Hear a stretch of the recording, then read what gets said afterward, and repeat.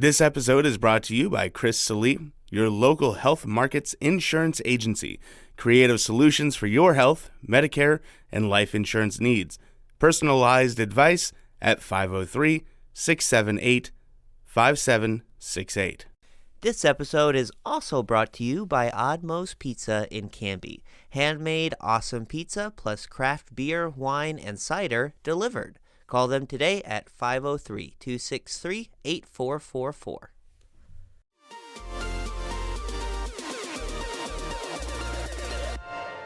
Welcome to Now Hear This Canby, Your source for news. The threat of a possible teacher strike was avoided this week. There's a new, irresistibly cute creature winning over fans, and its name is Scootaloo. Sports. It's like Lucy in the football. You want to kick a field goal, but they take it away from you. We had to learn how to win. Goal can't be in the last second of the game!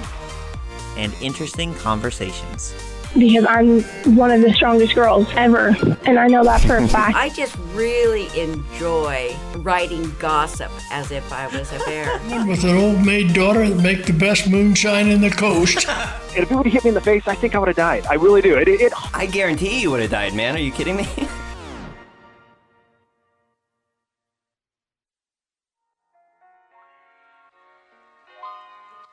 The new Canby City Council repeatedly deadlocked on its first real decision, the appointment of council president, a more or less ceremonial role whose main function is to chair meetings or otherwise serve as mayor in his or her absence. For the two previous council presidents, Walt Daniels and Tim Dale, the biannual vote to reconfirm their appointment was typically unanimous. Ideally, this would be a unanimous decision in short order, Mayor Brian Hodson said. I don't know if that was going to be the case tonight. It was not.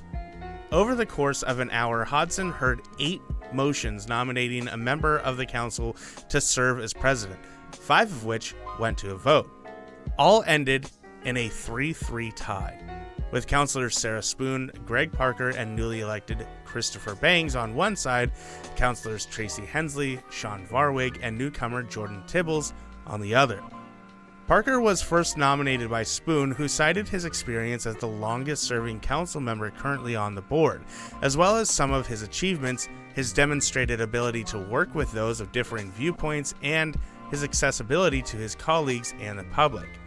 The 3 who opposed his appointment had differing reasons for doing so. Tibble said he did not know Parker and that Parker, never reached out to him. Hensley said she wanted the position and believed she was more qualified, and Varwig made vague intimidations about Parker having an agenda. The reason I got into city council wasn't to make friends, it was to do the right thing for the city of Canby, Varwig said. I feel that there is an agenda. That's my personal feeling. Tibbles nominated Hensley, but the motion died for lack of a second. Spoon then nominated Parker again with the same result. Under the city's charter, the mayor is responsible for setting the agenda for the city council and chairing their meetings, but he or she does not vote except in ties. Hodson made clear that he did not want to be the tie-breaking vote on a matter along ideological lines, though he did not seem surprised that it was happening.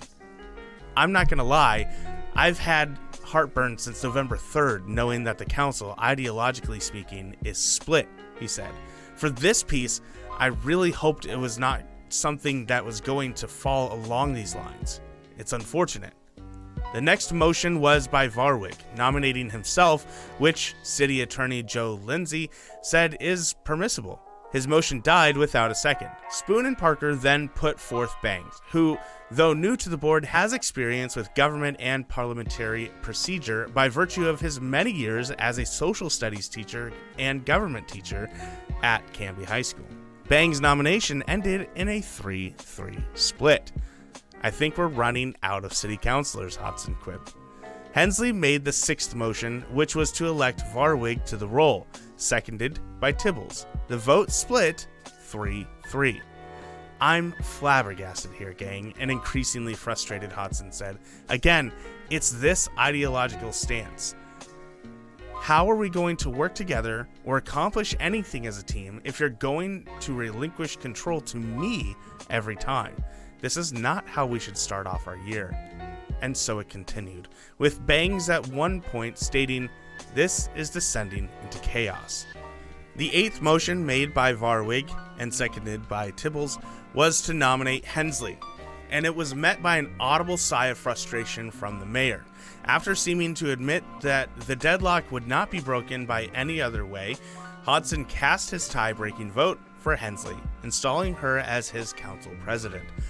Hodson ended the discussion with a plea for his council to do better. "We've got a lot of planning for the future, and it's going to take all of us," he said. And this here tonight shows that I've got a lot of work to do amongst the council. Councillor Hensley, I hope that you do reach out and build bridges and build consensus honestly, quickly, and with integrity.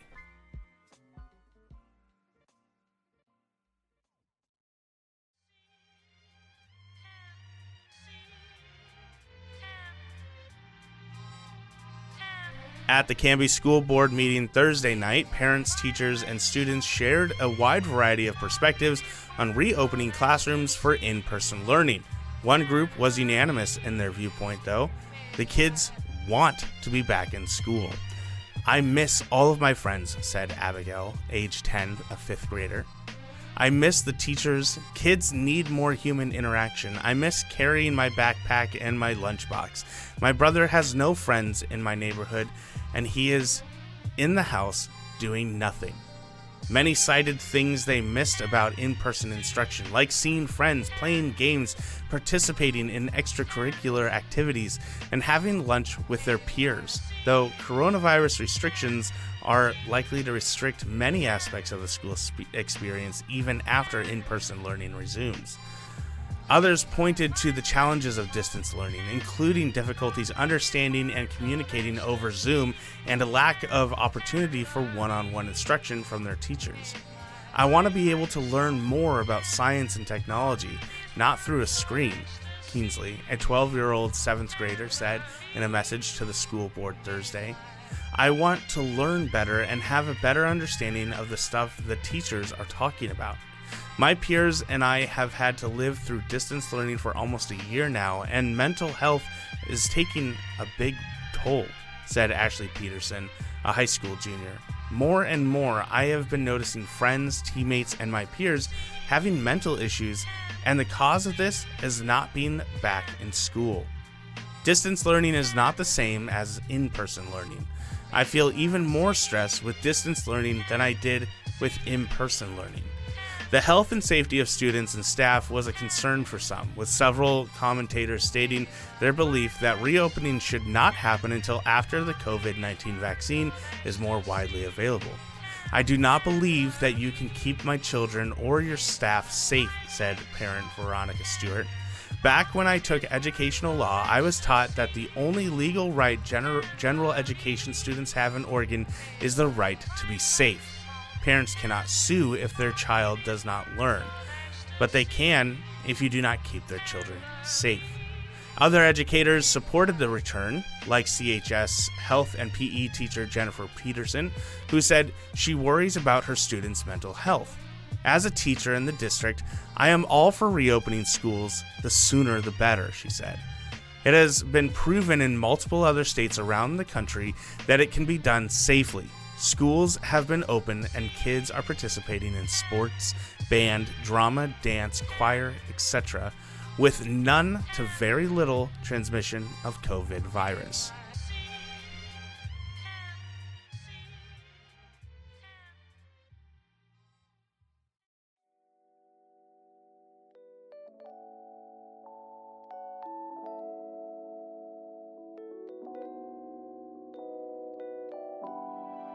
For those parents and students who are wary of distance learning, a bit of good news Thursday. The Canby School District has targeted the week of February 8th for reopening facilities and classrooms to the youngest of the elementary school students.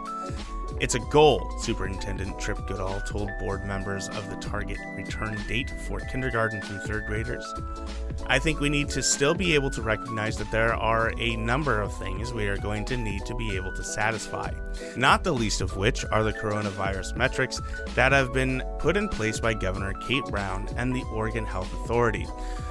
Though a surprise decision by Brown last month made the metrics advisory rather than compulsory, county health officials have still urged the district to abide by them as much as possible.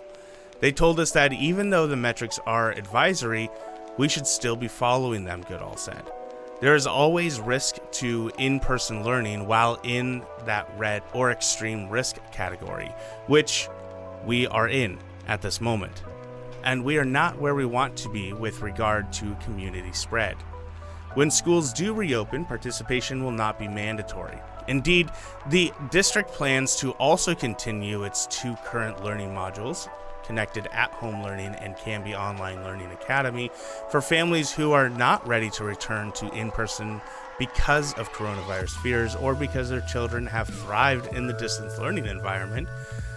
Due to class size and social distancing restrictions, even the in-person option will be a hybrid approach that still looks very different than the days before the pandemic, with mandatory masks, staggered schedules, and rapid on-site testing of COVID-19.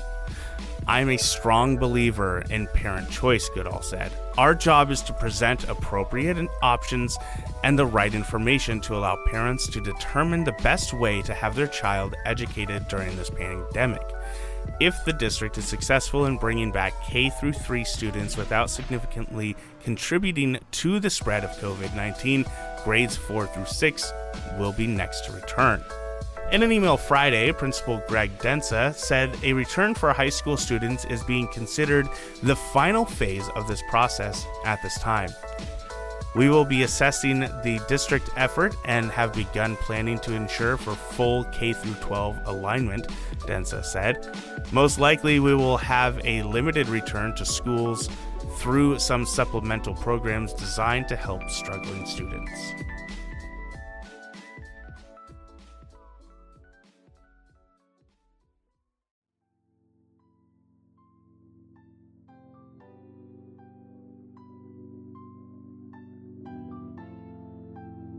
The Canby Kiwanis thrift store is closed after a staff member tested positive for the coronavirus, the nonprofit reported Saturday. Later that day, another local business, Baker's Prairie Bakery, closed until further notice due to employees' possible exposure to COVID-19. The thrift store on Highway 99E had been following strict infection prevention protocols for retail stores, including social distancing and wearing masks, since reopening from the initial shutdown 7 months ago.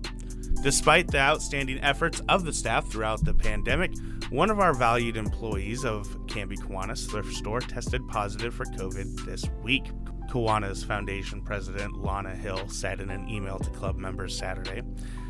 The last day the employee worked was Wednesday. At this time, no other employees report symptoms and are all eager to continue to keep the store open. The store could be closed for just a few days, or as long as January 18th, Hill said. Club leaders are now seeking testing capacity for their staff and asking employees to quarantine at home. They will be paid for their normally scheduled hours on each day that they would have worked while the store is closed. Started by local club members over 70 years ago, the thrift store is a source of pride for their civic organization and helps fund many of its charitable endeavors and outreach efforts, including the Canby Community Food and Toy Drive and Dolly Parton's Imagination Library, which provides free books to local children each month.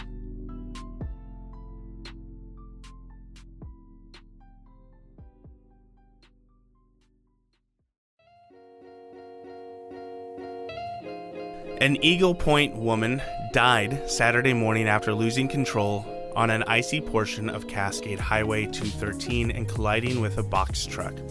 Oregon State Police troopers and emergency personnel responded to the crash near South Union Hall Road between Caris and Malino at approximately 8:15 a.m.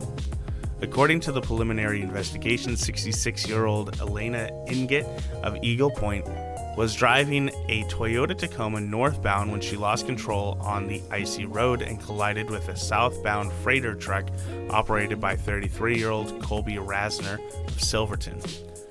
Inget sustained fatal injuries and was pronounced dead at the scene, troopers reported. Rasner was transported to a local hospital for injuries. A witness who was reportedly following the box truck at the time of the accident described the horrific scene.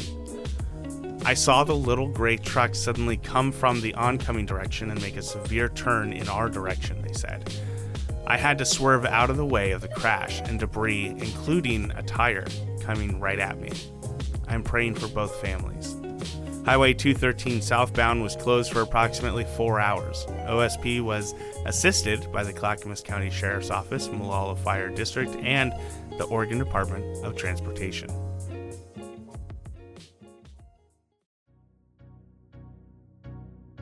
An Oak Grove family was displaced Saturday after an early morning fire broke out at their home on Southeast Linden Lane. Clackamas fire crews arrived shortly after 2 a.m. to find a one-story house with flames coming from 2 rooms and spreading over a covered porch. Firefighters quickly went to work pulling hose lines to extinguish the fire and searching the buildings to make sure everyone had evacuated. 2 people, along with a pet, dog, and rabbit, were able to escape before crews arrived on the scene. The 2 residents and their pets have been displaced and are now being assisted by the American Red Cross. Investigators remained on the scene to work to determine the cause of the fire and the extent of the damage. Earlier this week, the Canby Fire District was called to a reported fire at the Greenbrier Apartments building on South Locust Street near the Fred Meyer fuel station. Division Chief Matt English tells Now Hear This Canby the fire broke out in a bathroom shortly after midnight Tuesday morning and may have been caused by a candle near flammable material. Canby Engine 361 was the first on the scene and extinguished the fire with the attack line, English said in a text. "We evacuated the adjoining residences until we knew it was safe for them to return to their homes. One occupant was treated on scene for minor injuries and did not require transport." B14068 N7040. Hey, Frankie, what are you doing? Well, I was trying to win this direct link pattern bingo game. That Hallmark gift basket is as good as mine. Direct link bingo game? You bet. Our local internet provider is hosting a virtual bingo game to show appreciation for their members. Isn't that cool? Yeah, super cool. Who does that? DirectLink does. They miss seeing their members during these difficult times and wanted to offer a fun way to stay engaged and win some sweet prizes. They really do work hard to embody that cooperative spirit, don't they? Well, October is Cooperative Month, and DirectLink is a cooperative that was started back in 1904 by local farmers, so bingo kind of makes sense.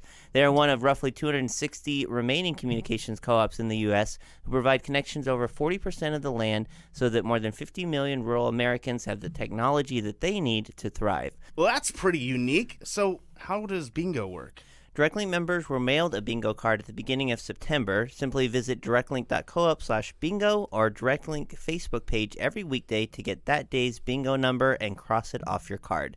They're playing 4 different simultaneous games, with the blackout prize being a 4-pack of tickets to a 2021 Mariners game. Okay, wow, get out of my way. I gotta go get my card right now. Good luck, on everything except that Hallmark basket, because, like I said, that's mine.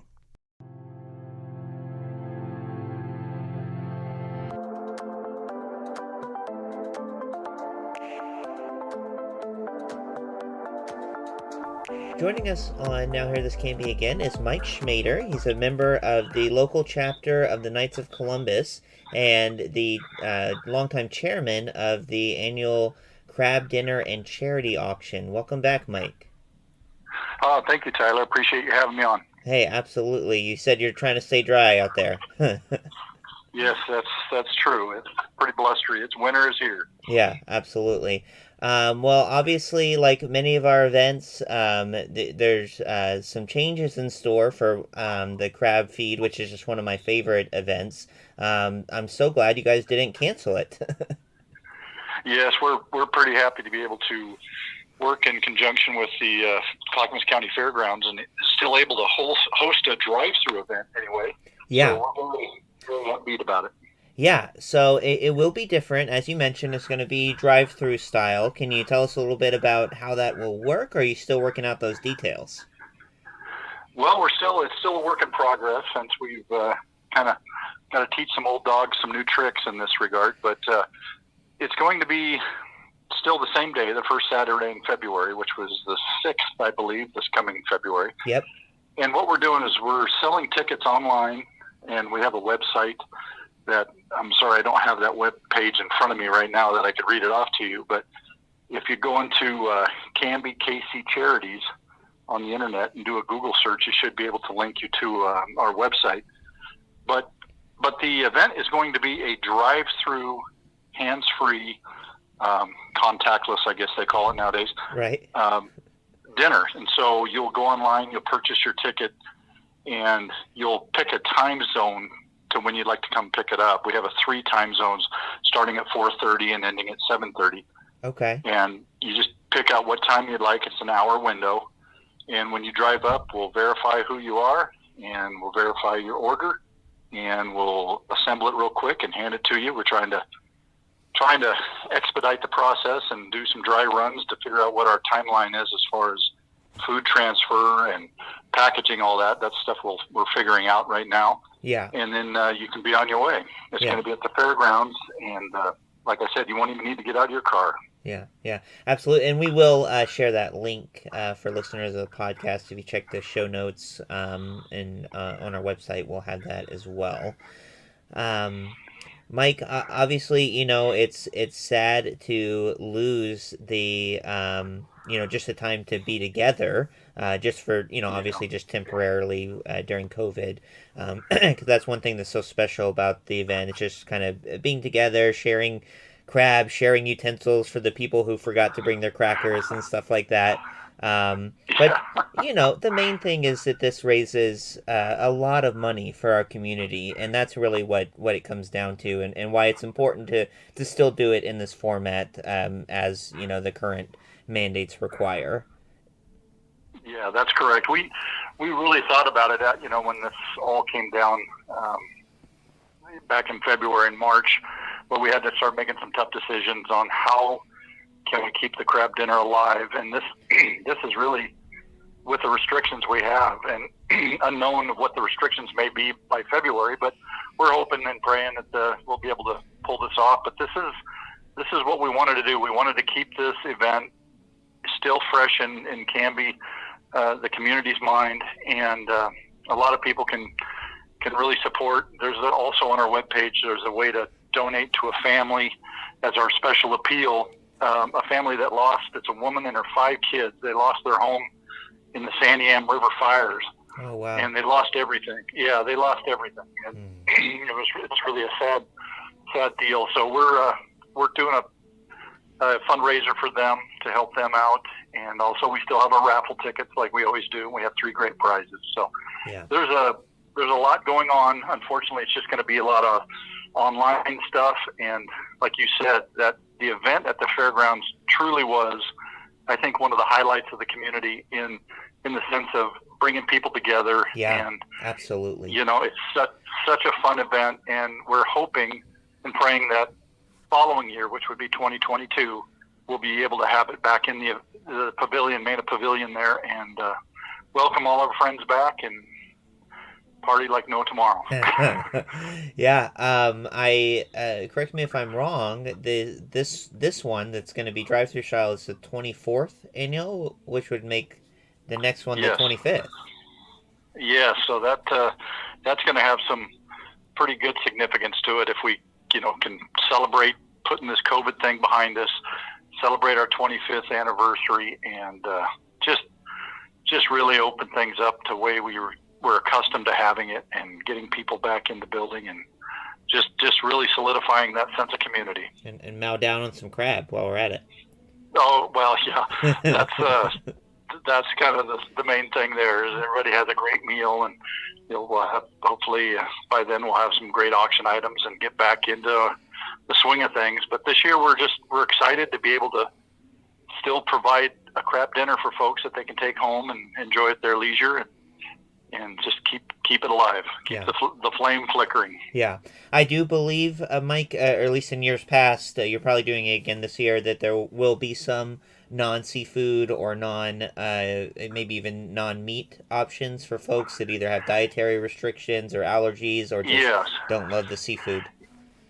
Yeah, for folks that don't, I mean, and you'd be surprised how many folks don't either allergic to crab or don't eat crab. Yeah. We have a great chicken cordon bleu, and for those that don't eat meat at all, we have salad options as well. Okay. So we have a Caesar salad, we have a coleslaw salad, and then we also have the typical rice pilaf, both standard rice pilaf and then kind of a Spanish flavored rice pilaf, and then our rolls that we get from Fur Point Farms out there. Oh, great. They're second to none. Yep. Oh, yeah, absolutely. They're like all natural grains that they do. Yes. Yeah, that's awesome. So obviously the event is not till February. You guys are doing online sales now to make your orders, right? And obviously there's probably some changes just logistically to how many people you can have in the kitchen to cook stuff up and when you can have them and stuff like that. Yeah, that's correct. Currently, we are limited to 10 people in the kitchen for preparation, and we're hoping that number holds. We think that we can do it with six to eight people, and then we're gonna have a few people outside that are gonna be running the bags of food out to the cars, and then we're gonna have some other folks that are gonna be traffic control. You know, kind of keeping a nice flow of traffic. They'll come in the main gate there where the fairground, you know, all the carnival rides used to set up there. I say used to, hopefully it happens again next year. Right. But they'll come in there, they'll get the food down by the Clackamas building, which is like the third building down from the main pavilion. Okay. And then they will circle around and head back out around the backside, heading towards the fairground or the rodeo grounds, and then they'll just head back out to the main street. We have a really good flow, and Lori with the Clackamas County Fairgrounds is going to provide us a lot of delineation, and we'll have guys in vests with flashlights. We're going to try to look as professional as we can for a first time doing it. Yeah. Well, I've never seen the Knights of Columbus not all looking professional, so I appreciate that. You guys are always teed out, so yeah, we work hard at it. Thank you because we do dig into history on this show from time to time, so thank you for reminding us of that ancient history way back in 2019 when we had carnival rides out at the fairgrounds. Yeah, I mean, I'm very optimistic that we'll get there again. It's just I am too. Patience and understanding, and we'll get there. It's just something we'll all get through. Yeah. Well, speaking of history, Mike, why don't you remind us of the history of this event? It's been at the fairgrounds for some time, I believe, but started just at St. Patrick's. Is that right? Yes, that's correct. We started this crab dinner in our gymnasium at the church at St. Patrick's there on 9th Street. And back then we just thought, well, let's have a crab dinner and invite the parishioners and see what we would get. And I might be off of, plus or minus 10 folks, but we were right around 75 to 85 people. Wow. And it was a great event. We had maybe 5 or 6 auction items, and we auctioned those things off, and we did it in the gymnasium there for probably 4 or 5 years. And then one of our members said, hey, why don't we take this to another level, and let's see if we can do it at the fairgrounds and really open this thing up. And once we did that, it just morphed into the event that we know of today. And it was fantastic, and the community really, really came out and accepted and supported us in a great way. And we were able to, like I said, raise a lot of money for needy charities, both local and statewide. And it's just been great. I mean, we cannot complain one bit about the support the city has given us. Am I misremembering, Mike? I thought that it started initially, or maybe it was just the idea of there was going to be like a spaghetti, more like a traditional church potluck, and then somebody had the crazy idea to do crab. Is that right? Yeah, that was it, because we'd done spaghetti dinners and turkey dinners and things like that, but one of the members, kind of just said, "Hey, why don't we do a crab dinner?" And everybody looked at each other. And, at the time, I never even heard of any crab dinners around. So Yeah. we said, "Yeah, let's try that." Or, we all kind of agreed to it. And then once that happened, there was such a great response to it that it was kind of a no-brainer. That's the direction we're going. And then it took off, and we just started building and trying to get better and better. And yeah, it's just a blessing to be able to have something like that for the community. Yeah. Yeah. The cool thing about this event, there are a lot of, auctions. Oh my gosh. In normal years anyway, there's so many auctions in Canby. Oh, yeah. There's lots of dinners and fundraising events and whatnot, but a lot of times it's for one thing or maybe two things. This dinner raises, you guys pull a list, but it's like a dozen or more local charities and things that it goes toward. It's pretty incredible. Yeah, we have a pretty good charitable base that we support, and it feels so good to be able to give money to these organizations that they really are doing the work that we might not physically be able to do, but we can financially support them. Yeah. And a lot of these charities, they really, donations are what their base budget is founded on. So we are just excited to be able to help them in any way. Now, of course, this year, due to the fact that we can't have our auctions, both silent and the oral auction, which bring in a majority of the money for these charities, but we were able to kind of split our budget from what we made last year to give half of it this year and half of it next year, so that we can continue giving support to these charities, although it might be reduced, but it's still some support. Yeah. Yeah. Can you name a few of the charities that this goes toward? Oh, you bet. Well, one of the big ones is the Oregon Food Bank, and there's a Canby Food Bank here in Canby at the St. Patrick's Church. Is through St. Vincent de Paul. Yeah. Yeah, and they support so many needy families with food and foodstuffs that they might not otherwise have. So they're one of our primary sponsors.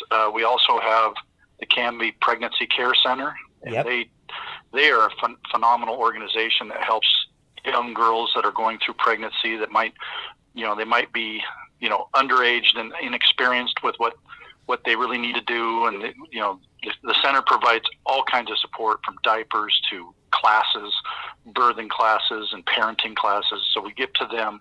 We also give to Canby Share the Warmth program, which is a great organization. We also give to we give to a couple organizations. One is the Father Taft Home for unwed mothers. We also give to the Father Bernard Center for Youth. We also provide some funding for, when we had the Canby High School overnight party, we provide money for that.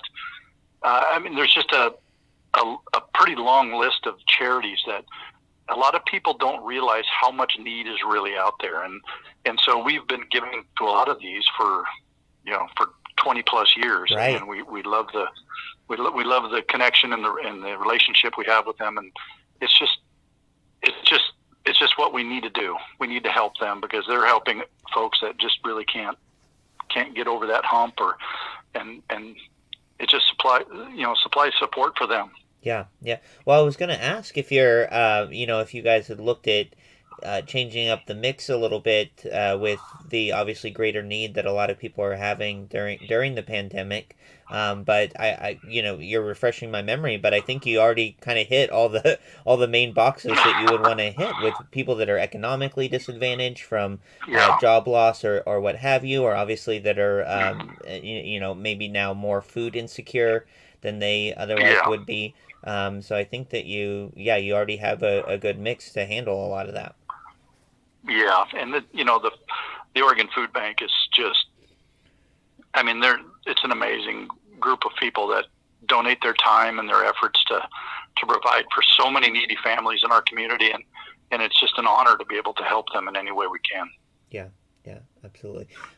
So there is no auction. You mentioned that the main fundraising piece of this event is going to be just buying tickets for your meal. That and the raffle. We're having on raffle. We have a raffle. We're selling raffle tickets, and there's 3 prizes.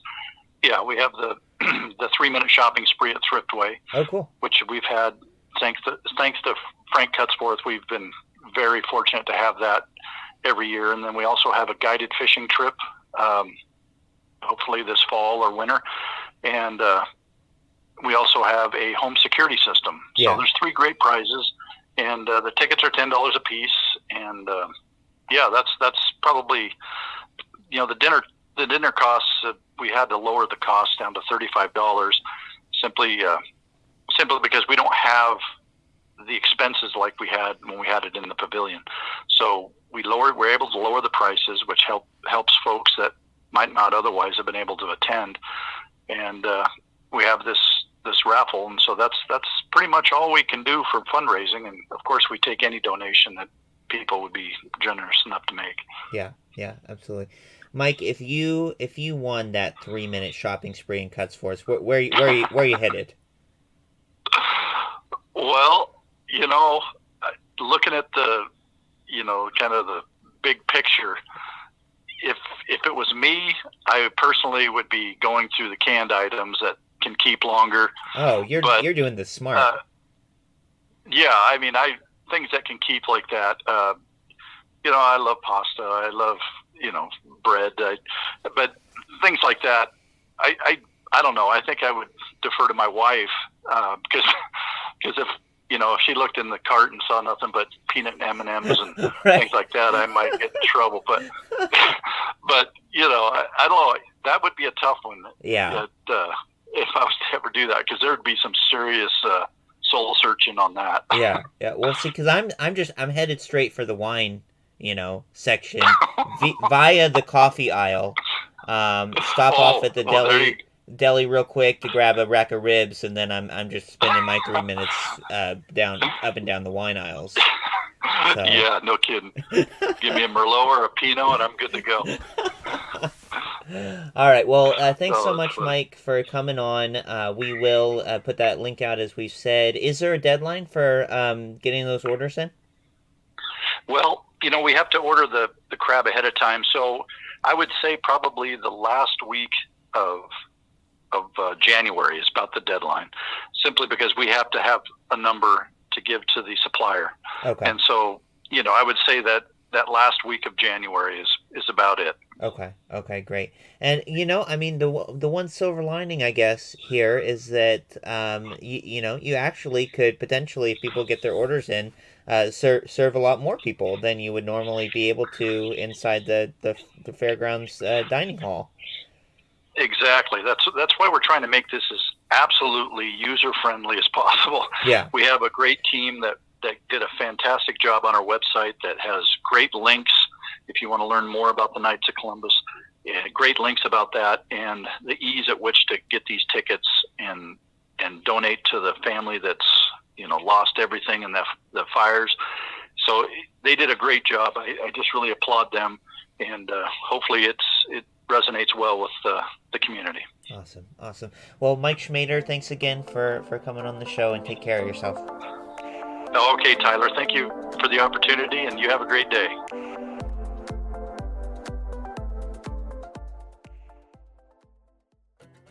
Joining us now is Donna Ellison of Ellison Team Homes, a firm serving all across the Portland metro area with 3 realtors based right here in Canby.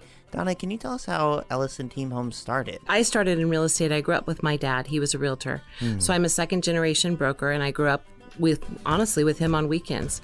And I learned a lot, eventually working with him for several years and then going out on my own. Our family moved to Canby a couple of years ago, but we really didn't know how it was going to go. And within the first probably 3 months of being here, we literally fell head over heels in love with this place. We love the community, the spirit here. The first Christmas at Waite Park, I was literally crying because everybody was walking around saying Merry Christmas and people were drinking hot chocolate, and we got in a carriage ride with the horse, and it was just too much. You just realize it's special here. Real estate's always been my passion. It is my professional love. I enjoy the people, the relationships. So much comes out of kind of the intensity that you spend with people. You're really up in their business for a period of time, and sometimes it's a couple months, sometimes it's a couple years. Sometimes it's a lifetime. Yeah. I feel very blessed at this point to have people that have been with me for almost my entire career. Clients that have bought and sold maybe 2, 3, 4, 5 homes. I have one client that's bought and sold 8 homes with me. Yeah. 3 generations. It's a beautiful business. It makes for a very full life. How can people find you? How can they not, really? We have a website, www.ellisonteamhomes.com. Well, thank you, Donna. Thank you for having me.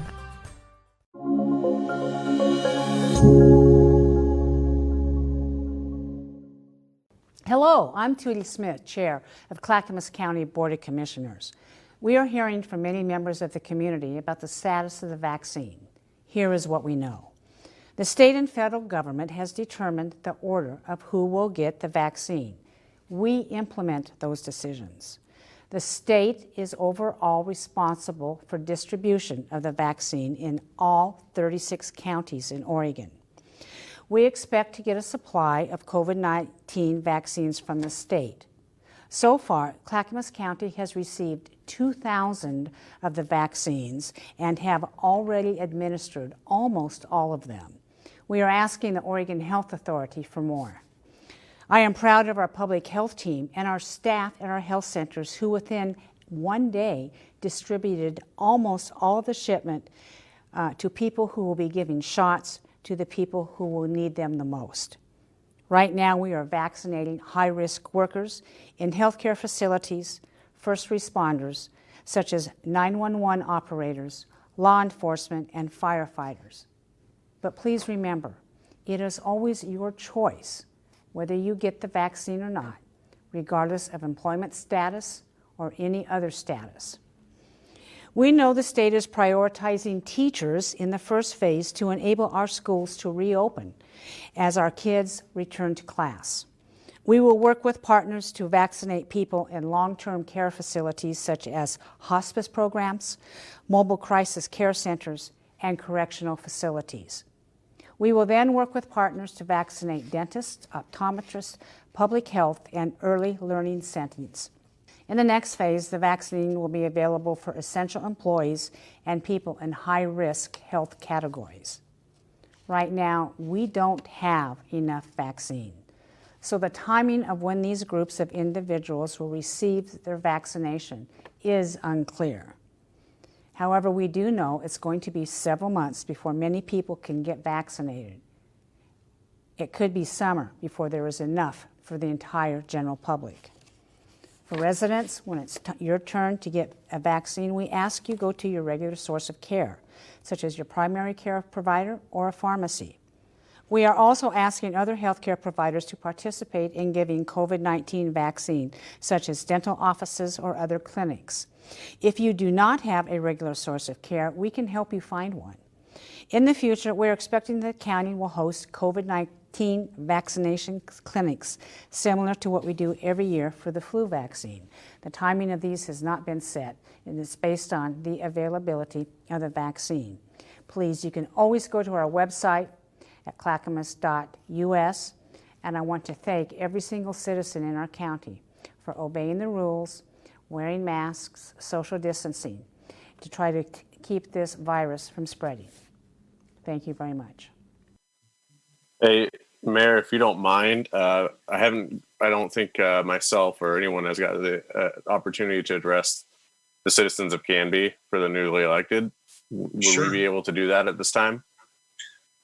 Yeah, we can start doing that while Councilor Hensley's on her way. Absolutely. So, okay. If you'd like to start that off, Jordan, that'd be fine. Yep. So, citizens of Canby, I just want to thank you for honoring me and trusting me to represent you on City Council. My wife and I are truly blessed to start our own family in the community that she was raised in and loved so much. And I look forward to serving you to the best of my abilities. And may God bless you, and may God bless the United States of America. Thank you, sir. Councilor Bangs, did you have anything? Or I would just like to say the exact same thing that Jordan said. In all seriousness, I really look forward to working all of you. It's going to be great to be part of the same team. And I hope that the city of Canby benefits from our working together as a team. I am also very appreciative of the voters in Canby for sending all 7 of us, but 4 of us now and the previous 3 to the city council and entrusting us in this responsibility. So thank you, and I'm really looking forward to our future together. Great. Thank you, sir. I appreciate that. Councilor Spoon, anything at this time? Thank you, Mr. Mayor. Citizens of Canby, thank you so much for trusting me again with another 4 years of service to the community. I'm from here. I was raised here, and I love this community very deeply. When I had a choice of where to raise my own family, it's the only place I wanted to come because I care very much about it. And I know that it's the best place to raise a family and to live. And I'm looking forward to cooperating and partnering with the other members of council to improve livability and to improve our infrastructure and make Canby work for you as much as it should. Great. Thank you. Councilor Hensley, did you want to say anything at this point? Thank you, Mr. Mayor. Likewise, I have heartfelt gratitude for this community. I thank everyone who supported my campaign and voted for me, sending me back to the council again. I'm just really humbled by everyone's trust and faith in my representation of them, and very appreciative. I love this town, and I continue to work hard for it. So thank you so much. Thank you. I'll close out our swearing in ceremony as well to say thank you. Thank you to the citizens of Canby that this is years 9 and 10, so 5th term as mayor, and I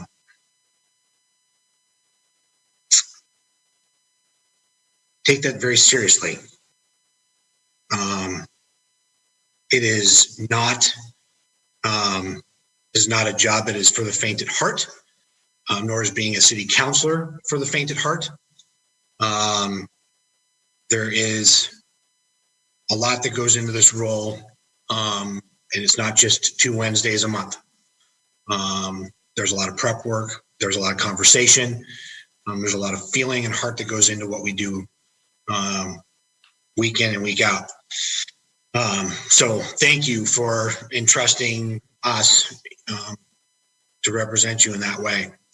To the new councilors, welcome aboard. Very glad that you were part of this council.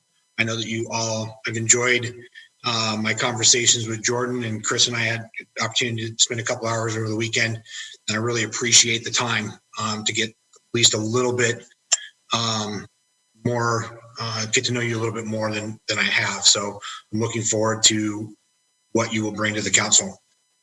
To the existing councilors, re-elected, and those not, don't have to do that for another 2 years.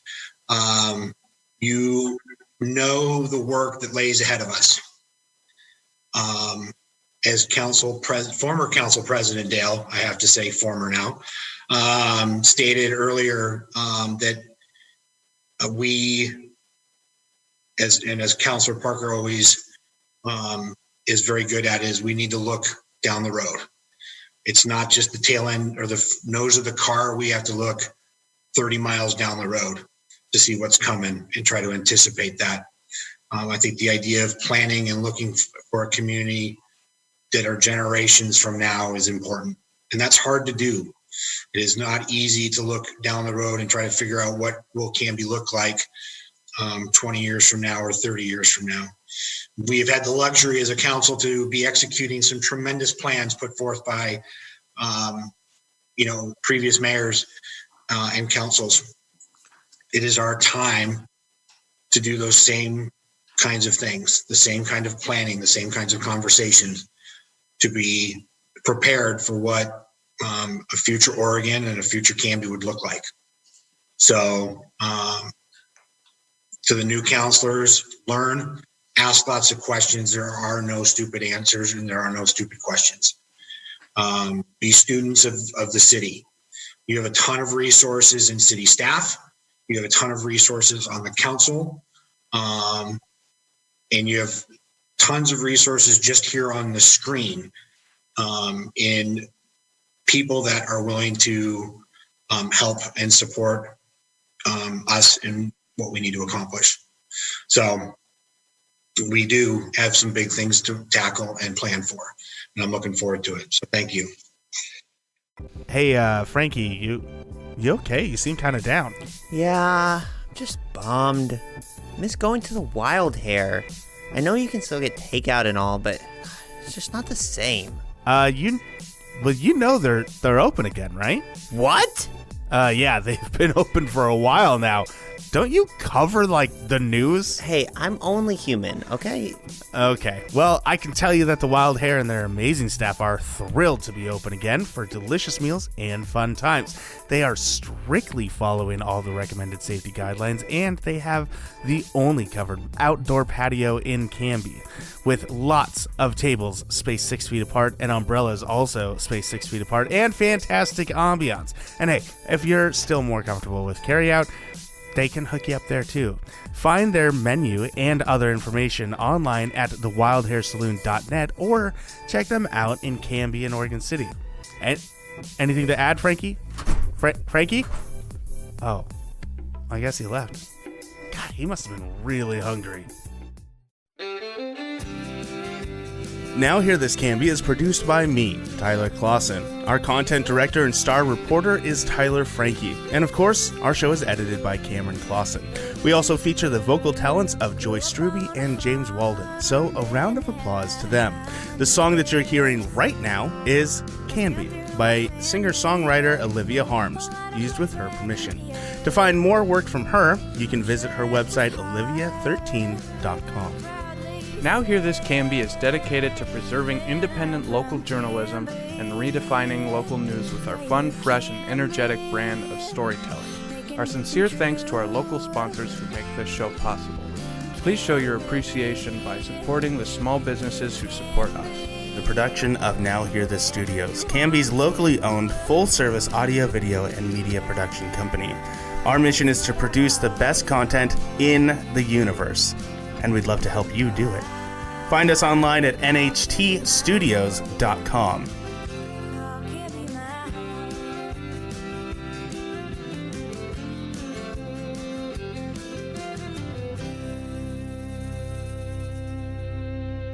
I will take a motion to adjourn. I just moved it. I didn't even ask for it, though.